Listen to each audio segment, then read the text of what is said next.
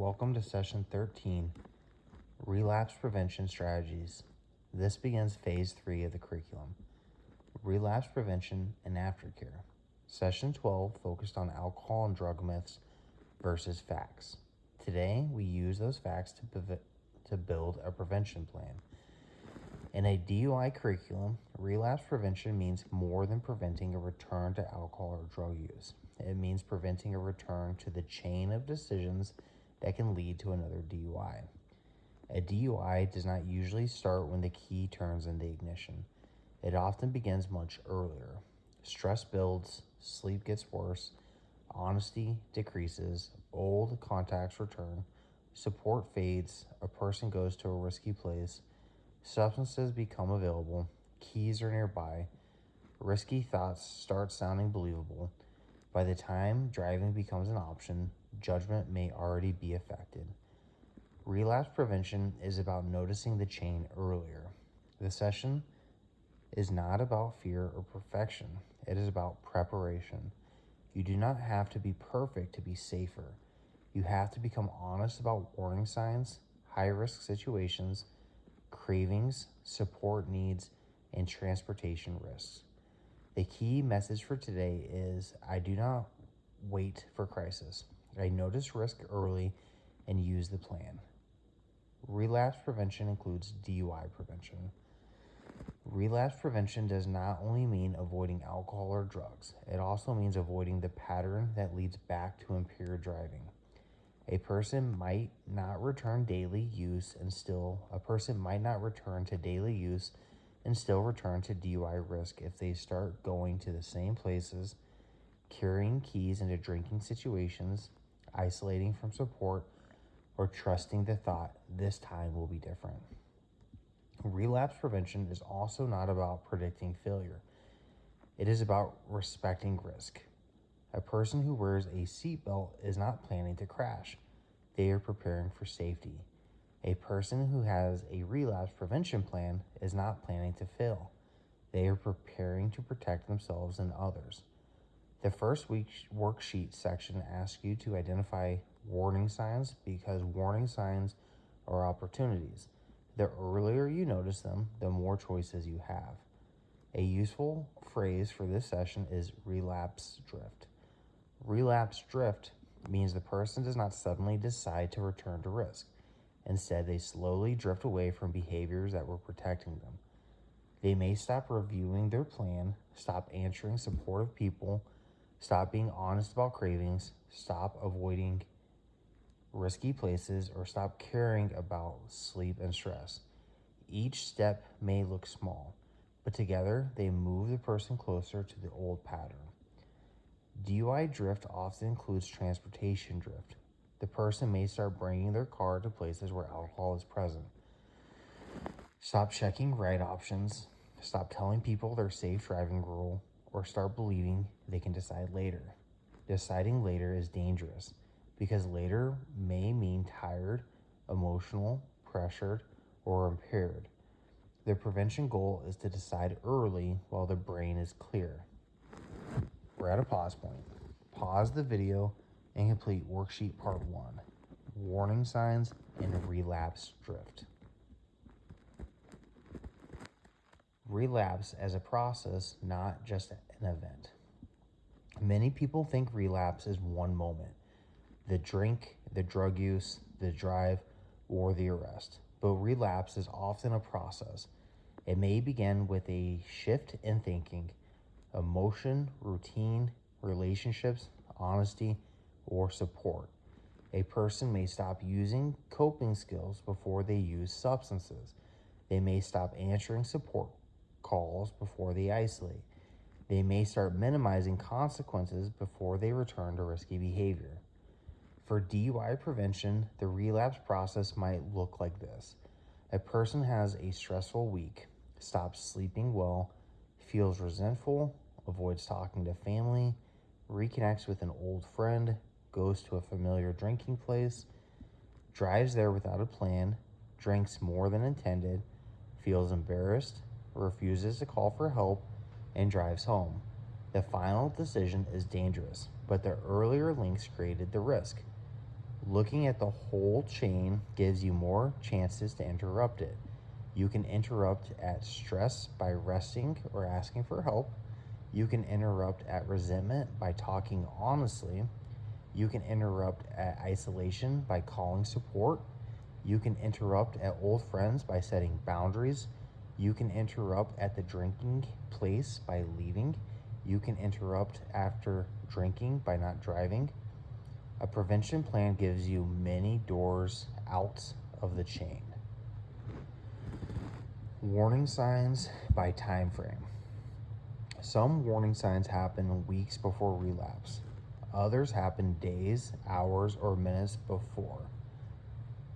Longer-term warning signs may include losing motivation, becoming dishonest, skipping counseling or support, romanticizing old behavior, returning to old places, reconnecting with high-risk people, ignoring sleep and health, or believing the problem is completely gone. Short-term warning signs may include cravings, strong emotion, payday, conflict, celebration, boredom, loneliness, access to alcohol or drugs, bringing keys into a drinking situation, telling yourself you will only stay for a little, or refusing to tell support where you are going. Immediate danger signs include drinking or using, looking for keys, refusing a ride, trying to convince others you can drive, leaving suddenly, hiding your location, or riding with someone impaired. The level of warning signs should match the response. Long-term warning signs call for plan adjustment. Short-term warning signs call for immediate support and boundary setting. Immediate danger signs call for stopping transportation risk right now. Mental, emotional, and behavioral warning signs. Warning signs show up in different areas. Mental warning signs include thoughts like, I can handle it, I deserve this, no one will know, I am not that bad, or I do not need help anymore. Emotional warning signs include resentment, shame, anxiety, boredom, loneliness, anger, grief, or excitement that becomes impulsive. Behavioral warning signs include skipping support, hiding information, going to old places, reconnecting with risky people, keeping alcohol in the home or car, or failing to plan rides. These are connected. A thought can feed an emotion. An emotion can lead to behavior. A behavior can place the person closer to substances, keys, or impaired driving. The relapse chain worksheet helps you see the sequence. The goal is not to blame yourself for having thoughts or feelings. The goal is to identify the earliest point where a safer choice could interrupt the chain. Protective factors tell you what lowers risk. They may include honest support, transportation planning, counseling, treatment, meetings, faith or cultural connection, healthy sleep, exercise, work structure, family, responsibility, positive hobbies, and avoiding high-risk people or places. A strong plan does not only list what to avoid, it also lists what to build. One of the strongest protective factors is honesty. Risk grows when it is hidden. If you can say, I am craving, I am angry, I am thinking about drinking, I am embarrassed to call for a ride, or I'm trying to convince myself I can drive, then you have already interrupted the chain. Saying the risk out loud brings it into the open, where support and accountability can work. We're at a pause point. Pause the video and complete worksheet part 2, my relapse DUI chain. Triggers, cravings, and risk levels. Triggers are people, places, emotions, thoughts, events, or body states that increase the chance of substance use or unsafe driving. Cravings are urges. A craving is not a command. It is a signal that your risk level has increased. The goal is not to panic when a craving appears. The goal is to respond early. It helps to think in risk levels. Low risk means you're stable but aware of stress. Useful responses include sleep, meals, exercise, planning, healthy activities, and support check ins. Medium risk means you notice cravings, isolation, strong emotions, risky thoughts, or contact with high risk people. Useful responses include calling support, leaving a risky place, attending a meeting, using grounding, or telling someone the truth. High risk means you are near substances, have used substances, have keys, are thinking about driving, or are trying to convince others you are fine. Useful responses include giving keys if someone's safe, calling a ride, staying where you are, contacting support immediately, or asking staff, family, or security for help. Your plan must be specific. Call someone is weaker than call my sister, then my sponsor, then rideshare. Do not drive is stronger when it includes where the keys go, who is called, and what happens if the first plan fails. Stop, connect, choose safety. A simple emergency plan is stop, connect, choose safety. Stop means pausing the behavior immediately. Do not keep walking deeper into the risk. Do not keep arguing. Do not keep drinking. Do not get in the vehicle. Do not turn the key. Stop creates a break between urge and action. Connect means reach out. Call a support person, counselor, sponsor, peer, family member, sober friend, or safe ride option. Risk grows when it stays hidden. Speaking the risk out loud brings reality back into the situation. You might say, I am at risk right now and I need help not driving, or I drink and I need a ride, or stay on the phone while I put my keys away. Choose safety means take the next safe action. Leave the location, hand over keys, call a ride, stay overnight, attend a meeting, tell the truth, or schedule support. The safe choice may be inconvenient, but inconvenience is not the same as harm. A temporary inconvenience is better than a permanent consequence. Matching the skill to the risk level. Different levels of risk require different responses. A low risk day may be handled with routine, exercise, sleep, meals, prayer, journaling, or a healthy activity. A medium risk day may require a support call, a meeting, a counseling appointment, leaving a stressful situation, or using grounding skills. A high risk moment requires immediate safety action. Do not drive, give up keys, leave the location, call a ride, stay overnight, contact support, or ask someone safe to intervene. One mistake people make is using a low risk skill for a high risk moment. Taking a walk may be helpful when stress is mild, but if someone has already been drinking and holding car keys, the immediate priority is transportation safety. The skill must match the danger. Two useful skills are urge surfing and grounding. Urge surfing means noticing a craving as a wave that rises, peaks, and falls. You do not have to obey it. You breathe, name it, wait it out, and take one safe action while it passes. Grounding brings attention back to the present. A simple grounding exercise is to name 5 things you see, 4 things you feel, 3 things you hear, 2 things you smell, and 1 thing you can do next for safety. In DUI prevention, that final question matters most. What is the next safe action? We're at a pause point. Pause the video and complete worksheet part 3, risk levels and coping skills. Lapse, relapse, and DUI prevention. A lapse is a slip or a single return to a behavior. A relapse is a fuller return to an old pattern. In real life, the terms matter less than the response. If a person drinks or uses after planning not to, the next choice still matters. The person should not say, I already failed, so it does not matter. It always matters. Even if you use a substance, you can still prevent a DUI by not driving. This is an important DUI specific point. Substance use and impaired driving are related, but they are not the same decision. If you drink or used, the safe driving rule is still active.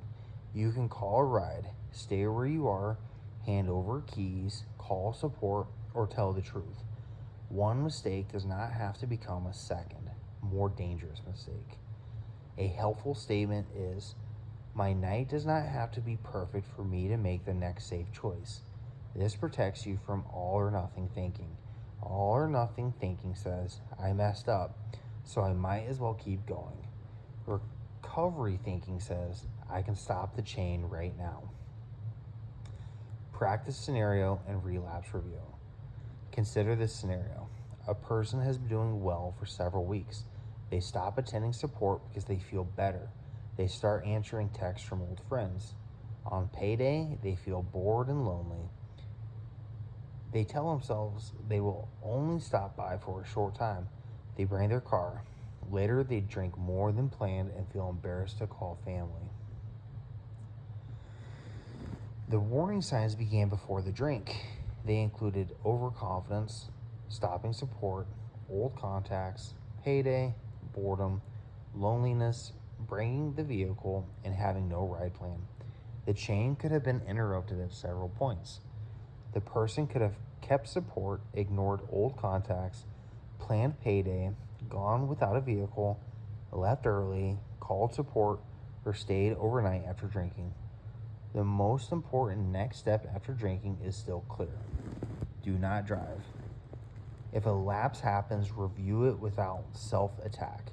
Self-attack usually leads to more shame and hiding. A relapse review should ask, what was happening before? What did I feel? What did I think? Who was I with? What did I ignore? What support did I avoid? Where were the keys? What would I do differently next time? This turns the setback into information. A DUI-focused review should always include transportation. Did I bring my car? Did I have a ride plan? Did I leave keys accessible? Did I avoid calling someone because I was embarrassed? Did I ride with someone impaired? Did I have a backup? The transportation review protects against the belief that only issues was drinking or using. The DUI risk is the combination of substance use, impaired judgment, vehicle access, and no safer plan. We're at a pause point. Pause the video and complete worksheet part 4, lapse, emergency plan, and transportation review. Building the written relapse prevention plan. A written relapse prevention plan should be simple enough to use under stress. It should answer, what are my warning signs? What are my triggers? What situations are high risk? What coping skills work for me? Who can I contact? What do I do if I drink or use? How do I prevent one risky choice from becoming a DUI? A plan is stronger when another safe person knows it. Private plans are easy to ignore under pressure. Shared plans create accountability. Support might include a family member, sponsor, peer support worker, counselor, sober friend, faith leader, recovery group, or transportation contact. The support person does not need to control you. Their role is to help you remember your plan when stress, cravings, or impaired thinking make the plan harder to use. Specific support is better than vague support. I will call someone is weaker than I will call my brother first, my sponsor second, and a rideshare third.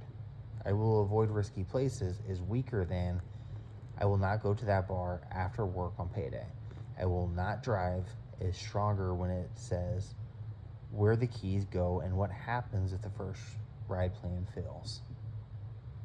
We're at a pause point. Pause the video and complete worksheet part 5. Support, accountability, and the next 24 hours, plus the final reflection. Support scripts and backup plans. A relapse prevention plan is easier to use when the exact words are prepared ahead of time. In a high-risk moment, the client may not feel calm, confident, or organized. Prepared words reduce the amount of thinking required. Examples include, I am not safe to drive and I need a ride. Please hold my keys until tomorrow. I am getting tempted and need to talk for 5 minutes. Or, I need help leaving this place safely. These statements are simple, honest, and action-focused. A backup plan is also important. A plan that only works if everything goes perfectly is not strong enough. The first right option may not answer. A support person may be busy. A phone may be low on battery. The client may feel embarrassed. A strong plan includes a first option, second option, and emergency option. It also includes what to do while waiting, stay inside, move away from the vehicle, give keys to someone safe, call another support, or ask staff for help. The plan should be reviewed during low-risk times, not only after problems happen. Reviewing the plan when calm builds memory. The more familiar the plan becomes, the easier it is to use under stress. Relapse prevention is not one worksheet completed once. It is a living safety plan that should be updated as the client's life, supports, routines, and risks change. After a setback, return to the plan quickly. If a setback happens, speed matters. The goal is to return to honesty and safety quickly. A person can lose more ground when they hide, delay, blame, or decide the whole plan is ruined. A healthier response is to tell the truth. Review what happened, protect transportation safety, reconnect with support, and choose one next step within 24 hours. This is where accountability and hope work together. Accountability says, I need to look honestly at my choices. Hope says, this does not have to become my pattern. The client should not use shame as a reason to give up. Shame often pushes people towards secrecy, and secrecy increases risk. The safer response is honest repair. Tell support, update the plan, and take the next safe action. The final worksheet part asks for support, contacts, and a next 24-hour plan because relapse prevention must continue outside the classroom. The most useful plan is the one the client can actually use when tired, stressed, embarrassed, or pressured. Today, you learned that relapse prevention includes DUI prevention.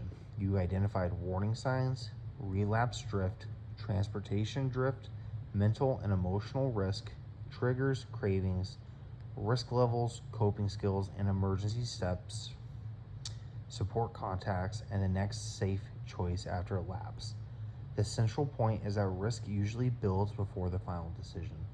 That means prevention can also begin earlier. You do not have to wait until a crisis. You can notice risk in the small steps: isolation, stress, old contacts, no ride plan, access to keys, excuses, shame, and secrecy. A written plan gives you a path back to safety. The final message for today is, I do not wait for crisis. I notice risk early, tell the truth, use support, and choose safety before driving becomes part of the danger.